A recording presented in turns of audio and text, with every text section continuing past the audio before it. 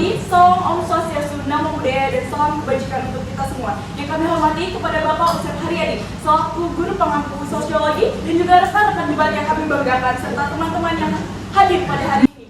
Investasi asing, ekspor produk lokal, hingga kerjasama antar negara, semuanya lahir dari globalisasi.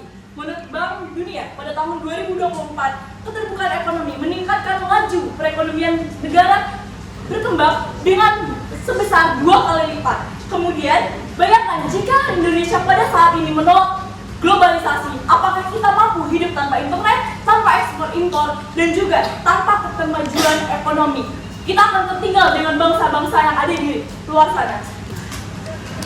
Baik, Assalamualaikum warahmatullahi wabarakatuh. Waalaikumsalam warahmatullahi wabarakatuh. Salam Om Swastiastu, Namo Buddhaya, salam kebajikan dan salam sejahtera untuk kita semuanya.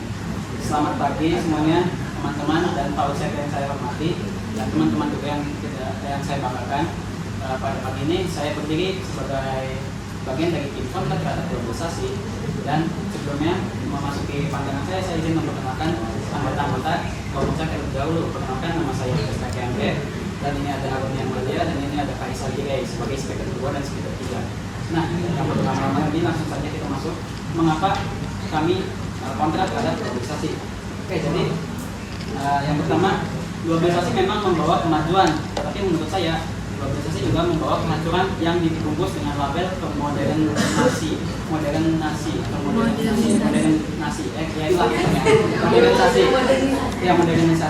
Dan katanya globalisasi bikin dunia semakin dekat, dan tapi yang menurut saya yang terjadi justru sebaliknya. Kenapa? Karena negara yang kuat makin berkuasa dan negara yang lemah makin tidak mempunyai kuasa dan makin terinjak. Nah, yang mereka sebut kerjasama internasional itu sebenarnya kenyataannya lebih mirip terhadap hubungan antara majikan dan pekerja. Karena negara maju yang menjadi bos, dan sedangkan negara berkembang seperti kita ini cuma menjadi kulit global. Contohnya yang mendatangin kerja dari Cina, upaya dari Cina itu kan lapangan kerjanya dari Cina, buat Cina, uangnya dari Cina, tapi ini di Indonesia, jadi kita cuma ngasih tempatnya aja gitu. Nah itu yang pertama. Dan yang kedua, budaya lokal kita bisa digerus habis-habisan. Jadi jika tidak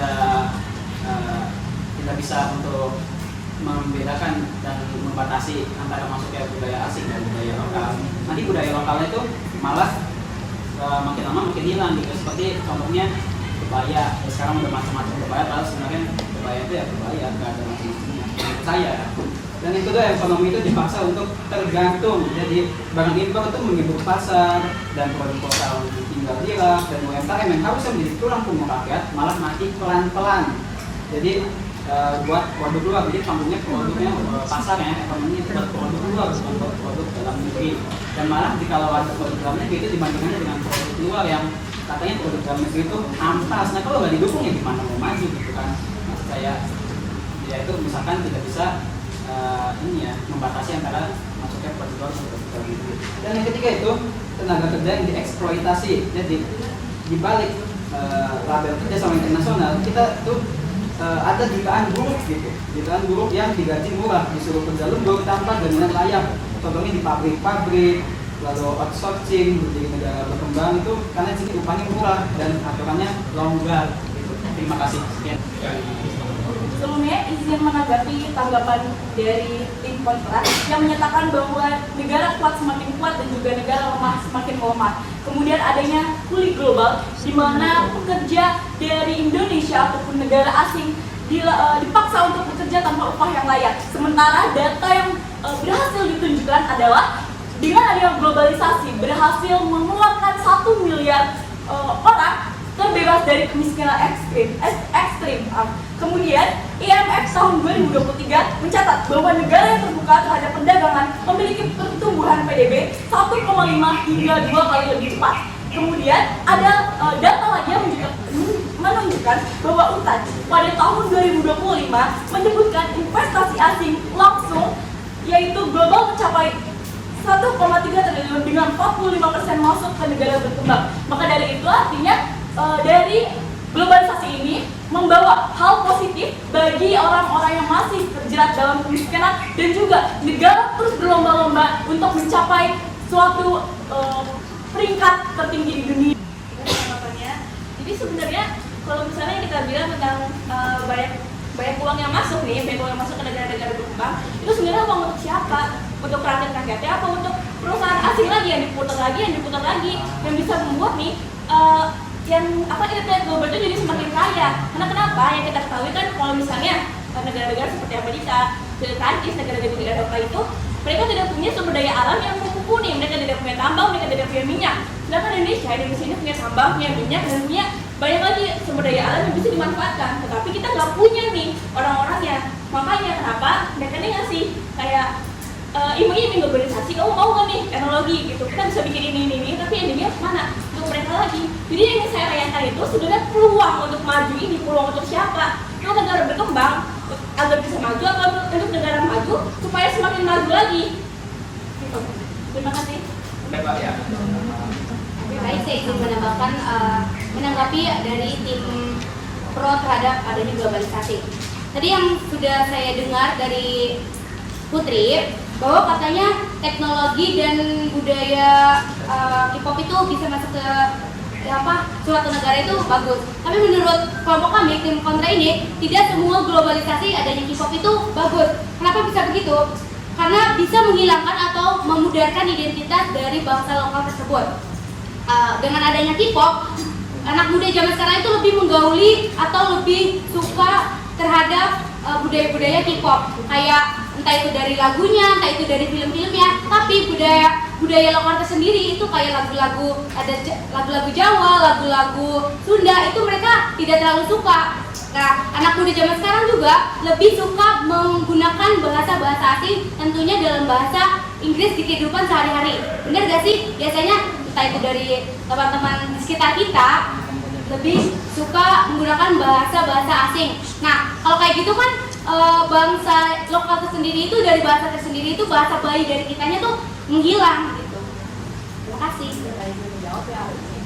Yang untuk K-pop itu sebelumnya saya tidak mengucapkan bagus karena kan dalam K-pop itu kan ketergantungan antara manusia.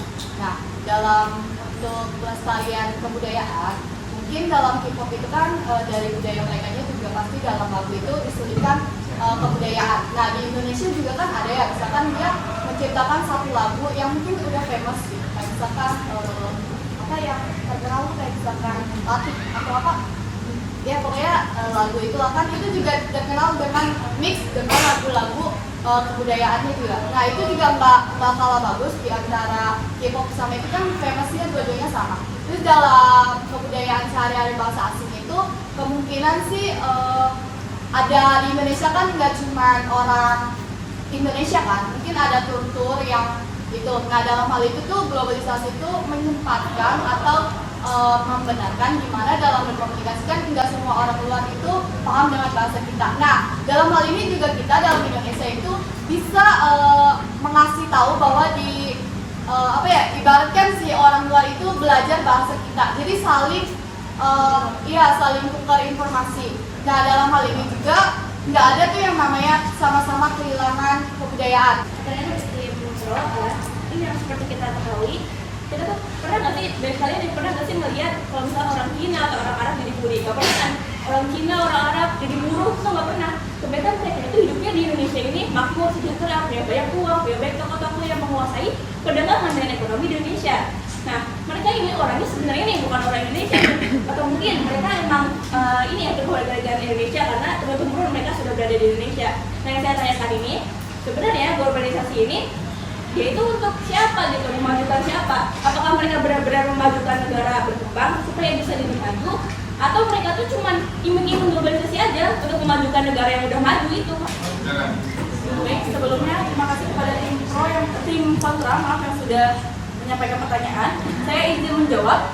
Pertanyaan tadi adalah Cina Cina ataupun bangsa Arab itu jangan kan jadi bully atau mereka inilah yang menguasai perdagangan dan hanya menginginkan kekuasaan pada bangsa Indonesia yang masih dalam kategori tertinggal di era globalisasi. Nah, mengapa demikian? Kita harus melihat dulu bahwasannya etnis Tionghoa dan Chinese itu dari zaman leluhur mereka sudah melakukan perdagangan. Dari zaman kita masih melakukan padi, sawah, mereka sudah lebih dulu menguasai beberapa daerah dengan perdagangan. Kemudian, apakah kita ini bisa maju atau hanya diiming-imingi semata. Nah, kita harus lihat lagi pada zaman Soeharto, Indonesia ini pernah berhutang dengan Amerika Serikat yang pada saat itu adalah negara berkembang. Amerika Serikat memberikan uang sejumlah yang sangat besar, bahkan miliaran dan triliunan untuk Indonesia. Tapi pada saat itu Indonesia justru menggunakan uang yang tidak untuk perkembangan negaranya. Maka dari itu sebenarnya kenapa kita masih tertinggal dari globalisasi itu karena rakyatnya sendiri tidak mau maju seperti ini, tidak mau membuka pentingnya kita membangun kerjasama terhadap luar negeri atau negara-negara asing yang lebih berkembang. Kita dapat mendapatkan investasi yang lebih besar, kita dapat informasi yang lebih menjangkau luas. Nah, itulah yang menahan bahwa Indonesia ini tidak bisa berkembang karena ada pola pikir yang mengatakan bahwa globalisasi tidak penting. Kemudian yang akan saya tambahkan itu adanya yang seperti kita tahu sekarang ini banyak sekali para mahasiswa yang dari Indonesia itu keluar. Nah, peluang dari situ yang kita dapat karena banyak banget orang-orang Indonesia yang sebenarnya pintar. Cuma mereka tuh lebih baik mending keluar negeri dibandingkan dalam negeri karena mereka tahu bahwa di dalam negeri ini mereka nggak akan bisa berkembang. Gitu, teman-teman. Ya. Jawabannya. Oke, jadi menanggapi jawaban dari kelompok pro, maaf. Jadi sebenarnya rakyat itu tidak mau berkembang apa dia tidak tahu kalau misalnya dia itu bisa berkembang gitu loh. Nah, bisa kita lihat dari globalisasi ini mungkin ya dia ini bisa memajukan beberapa pihak juga gitu. Dengan kita adalah negara berkembang ya, kita tuh pasti ada orang-orang yang pengen nih berkembang sendiri gitu loh. Jadi globalisasi ini sebenarnya tidak merata gitu. Bukannya rakyat tidak mau berkembang, kita kalau ditanya kamu mau kaya nggak, pasti kan jawaban mau gitu. Tapi apakah kita tahu kita bisa kaya apa tidak gitu loh. Jadi misalnya yang kita hadapi juga nih ya, orang-orang yang dari luar masuk ke Indonesia, oh jadi bos gitu. Orang Indonesia yang keluar mereka jadi apa? Tetap aja jadi buruhnya gitu kan, orang-orang yang di Jepang. Jadi kalau misalnya orang-orang dari luar masuk ke Indonesia, mereka pasti jadi pengusaha-pengusaha. Orang Indonesia keluar tuh apa? TKI kan, TKW. Mereka jadi buruh, jadi pembantu juga, sama aja kayak gitu kan. Jadi sebenarnya bukan kayak gimana ya? Bukan masalah kayak kitanya tuh yang tidak mau berkembang, tapi kita tuh tahu nggak sih kita bisa berkembang. Terima kasih.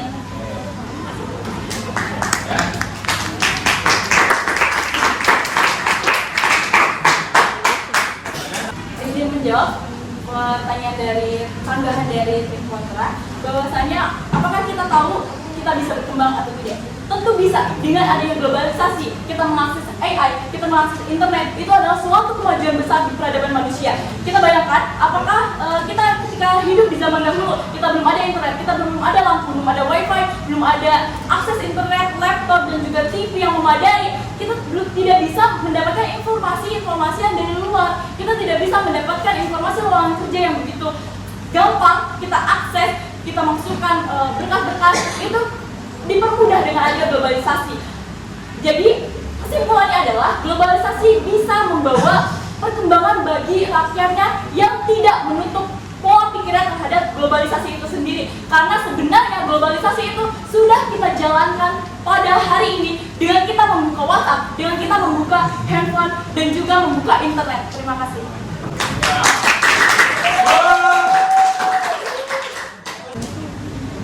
Izin bertanya kepada tim kontra, di mana Anda menyatakan bahwa globalisasi ini justru membawa kerugian dan juga dampak yang tidak signifikan di Indonesia.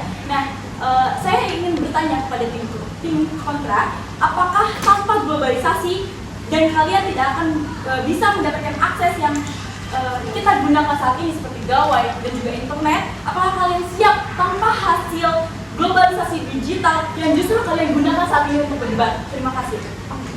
Kan ya, jadi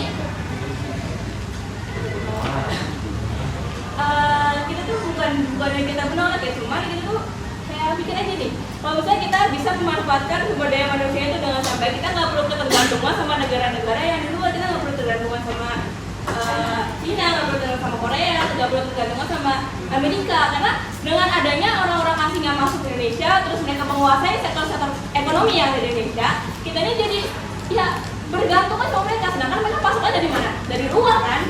Mereka pasang dari luar masuk dijualnya mahal kayak gitu kan. HP harganya mahal, iPhone di sini harganya mahal. Kan ketika di luar mungkin iPhone tuh harganya nggak nggak sebanding gitu ya. Mungkin mereka punya lebih banyak net lagi yang Evo tuh di sini kayak semacam Androidnya di Indonesia gitu kan. Jadi kita tuh nggak bisa. Jadi globalisasi ini sebenarnya kayak itu untuk siapa gitu, peluangnya itu untuk memajukan negara maju atau lebih memajukan lagi negara berkembang gitu, karena apa-apa yang berikan ke negara maju lagi. Terima kasih. Ya, baik, teman.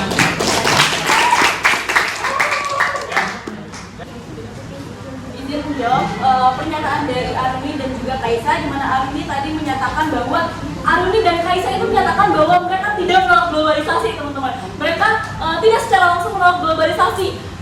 Dalam kata lain, artinya mereka setuju dengan adanya globalisasi digital yang pada saat ini kita gunakan. Kemudian, kenapa sih bisa harga-harga impor itu masuk ke Indonesia dengan harga yang tinggi? Karena sebenarnya rakyat Indonesia sendiri yang membuat harga itu naik. Kenapa? Karena kita masih tertinggal dengan negara lain. Negara lain bisa memanfaatkan globalisasi untuk menjadi negara yang berkembang. Akhirnya pajak rendah, kita dapat mendapatkan akses pendidikan, akses kesehatan, kemudian kehidupan yang layak. Nah, Indonesia itu tidak memanfaatkan globalisasi itu dengan baik.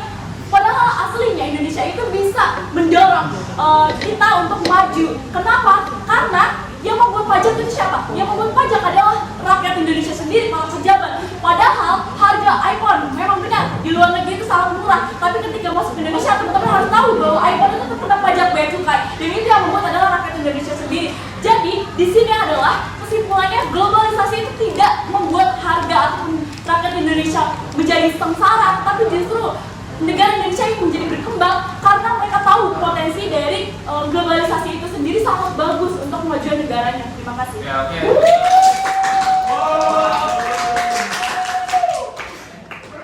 Atau semua nih. Baik teman-teman, sebagai penutup kami ingin menegaskan kembali bahwa globalisasi itu menurut saya bukan suatu kemajuan melainkan bukti ketergantungan dan ketimpangan. Dan sejak awal negara berkembang seperti Indonesia itu memang tidak pernah benar-benar diundang untuk menjadi maju, tapi justru untuk dieksploitasi dan menjadikan ladang ya eksploitasi.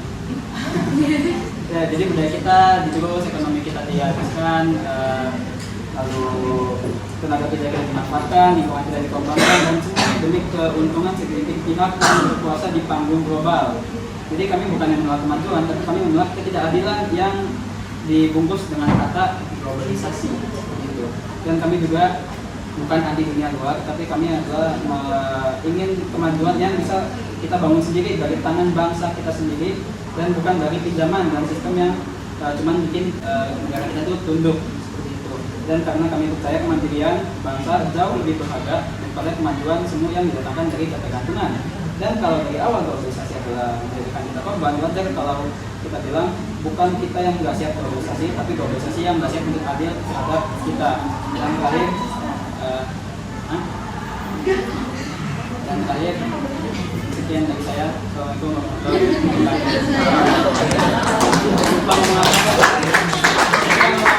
Kira-kira 2 menit, silakan.